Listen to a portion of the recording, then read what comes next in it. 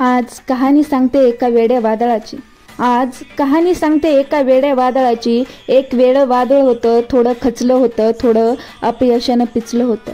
एक वेडं वादळ होतं, थोडं खचलं होतं, थोडं अपयशानं पिचलं होतं. रडत होतं, पडत होतं, धडपडत होतं. चारी बाजूंनी संकटांनी त्याला घेरलं होतं.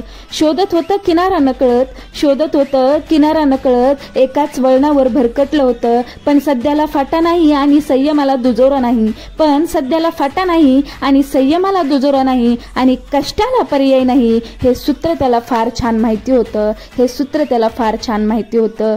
त्याचं आयुष्य म्हणजे दुष्काळी भेगांनी जमिनींनी भरलेलं रान होतं. त्याचं आयुष्य म्हणजे दुष्काळी भेगांनी जमिनींनी भरलेलं रान होतं. ठेवला संयम त्यानं आणि करत राहिला मेहनत. ठेवला संयम त्यानं आणि करत राहिला मेहनत. आणि एक दिवस असा